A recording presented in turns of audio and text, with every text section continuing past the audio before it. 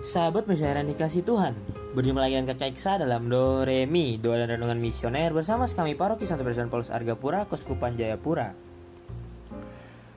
Pada hari ini, Jumat tanggal 19 bulan Juni tahun 2026, yang merupakan pekan biasa ke-11. Hari ini, sebelum kita memulai segala aktivitas kita masing-masing, mari kita bersama-sama merenungkan sabda Tuhan yang diambil dari Injil Matius bab 6 ayat 19 sampai dengan 23. Mari sebelum kita membaca, mendengar, dan merenungkan segala firman Tuhan kita pada hari ini, mari kita bersama-sama menaikkan diri kita dalam tanda kemenangan Kristus dan berdoa. Dalam nama Bapa dan Putra dan Roh Kudus, amin. Allah Bapa dalam kerajaan surga, puji dan syukur kami naikkan ke hadirat-Mu untuk hari baru yang boleh kami peroleh dan nikmati saat ini. Terima kasih untuk nafas kehidupan yang Tuhan berikan kepada kami.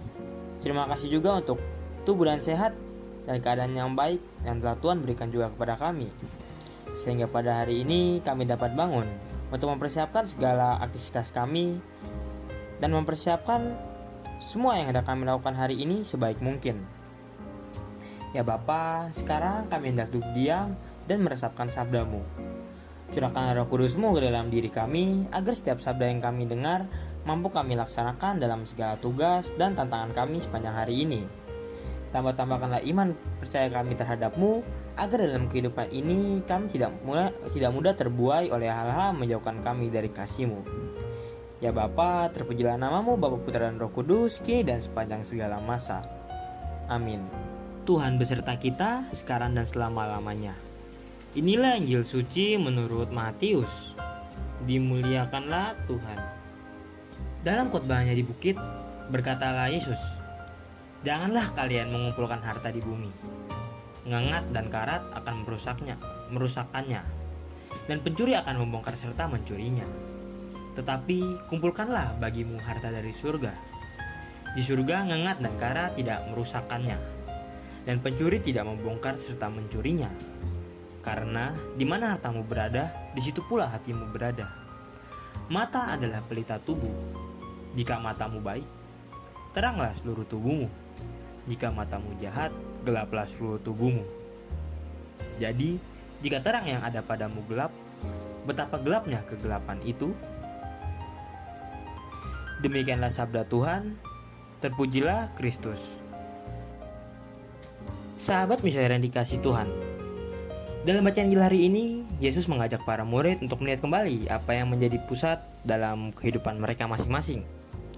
Ia berkata, "Janganlah kamu mengumpulkan harta di bumi, di mana ngengat dan karat dapat merusakkannya, dan pencuri membongkar serta mencurinya. Tetapi kumpulkanlah bagimu harta di surga." Melalui sabda ini, Yesus tidak mengatakan bahwa harta benda itu jahat, atau bahwa manusia tidak boleh bekerja dan memperjuangkan berusaha memiliki sesuatu hal. Namun sebaliknya, Yesus mengingatkan agar kita tidak menjadikan harta duniawi sebagai tujuan utama dalam hidup kita. Harta di dunia bersifat sementara. Kekayaan dapat hilang tentu saja. Jabatan dapat berakhir, kesehatan dapat menurun, dan segala hal sesuatu yang kita banggakan dapat berubah dalam waktu yang singkat. Pengalaman hidup sering menunjukkan betapa rapuhnya segala sesuatu yang kita miliki. Namun, kita manusia seringkali menggantungkan rasa aman dan identitas diri pada hal-hal yang fana. Kita merasa bernilai karena apa yang kita punya, karena pencapaian kita, atau karena kita mendapatkan pengakuan dari orang lain. Ketika hal-hal itu goyah, hati kita pun akan ikut goyah tentu saja. Karena itulah Yesus berkata, "Di mana hartamu berada, di situ juga hatimu berada." Sabda ini mencerminkan bagi kita apa yang paling kita pikirkan, apa yang paling kita kejar, apa yang paling kita takutkan untuk kehilangan. Jawaban atas pertanyaan-pertanyaan itu seringkali menunjukkan di mana hati kita sesungguhnya berada. Sahabat misioner yang dikasih Tuhan, mengumpulkan harta di surga berarti menjadikan Allah sebagai pusat hidup dan mengisi hidup dengan hal-hal yang memiliki nilai kekal, seperti kasih, pengampunan, kejujuran, belas kasih, doa, kesetiaan, dan juga pelayanan kita terhadap sesama. Semua itu mungkin tidak selalu mendapatkan penghargaan di mata dunia yang saat ini serba cepat, serba maju dan serba berilmu pengetahuan. Tetapi itulah harta yang tidak akan pernah rusak atau hilang dalam sekejap.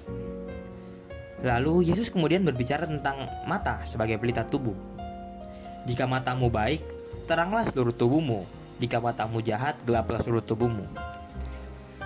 Mata dalam bacaan Injil ini bukan sekedar sebuah indera penglihatan semata, tetapi melambangkan cara pandang kita dan orientasi hati kita.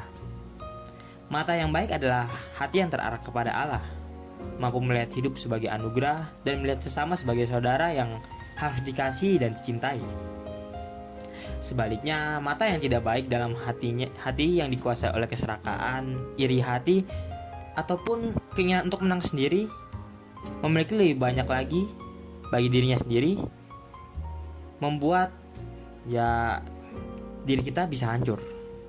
Seringkali kegelapan dalam hidup tidak datang karena kita tidak memiliki banyak hal, tetapi karena hati kita tidak pernah merasa cukup. Kita akan terus mencari kebahagiaan di tempat yang salah.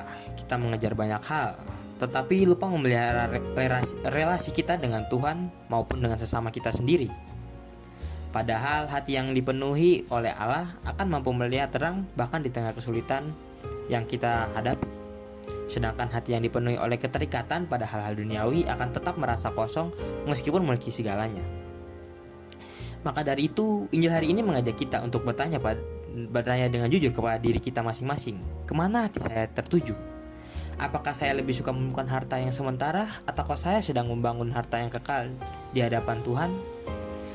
Pada akhirnya, hidup kita tidak diukur dari seberapa banyak yang kita miliki, tetapi dari seberapa besar kita mengasihi dan membiarkan terang Allah memenuhi hati kita. Maka dari itu, jawabannya ada pada diri kita masing-masing.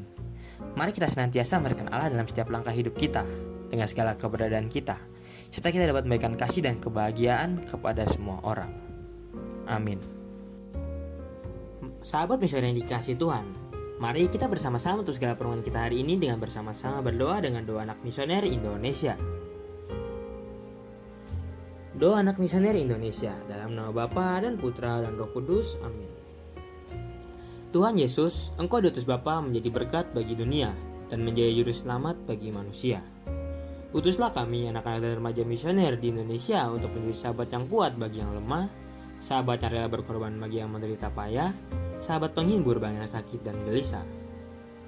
Tuhan Yesus, kami pun ingin menjadi utusan kecilmu, teman setia bagi yang tersingkir dan terlantarkan, teman bicara bagi yang kesepian dan terlupakan, sobat yang gembira bagi yang sedih dan susah, sobat penuh penghargaan bagi yang tak dicintai. Tuhan Yesus, utuslah kami ini dengan bantuan Roh Kudus-Mu menjadi garam dan ragi yang baik, menjadi terang dan obor yang cemerlang, membawa kegembiraan dan pengharapan. Tuhan Yesus, kuduskanlah badanku dan kuduskanlah jiwaku. Kupersembahkan diriku padamu hari ini. Berkatilah semua anak dimanapun, berkatilah semua orang yang kami jumpai, siapapun mereka. Amin. Sahabat misalnya dikasih Tuhan, sahabat di sini dulu pada pagi hari ini. Semoga kita mau menjadi pelaku sabda Tuhan yang baik, dan semoga kita senantiasa dibimbing, dilindungi, dan berkati oleh Bapa yang Maha Kuasa, dalam nama Bapa dan Putra dan Roh Kudus. Amin. Selamat beraktivitas untuk hari ini. Sampai berjumpa kembali dalam Do Re Mi selanjutnya. Terus berkati kita.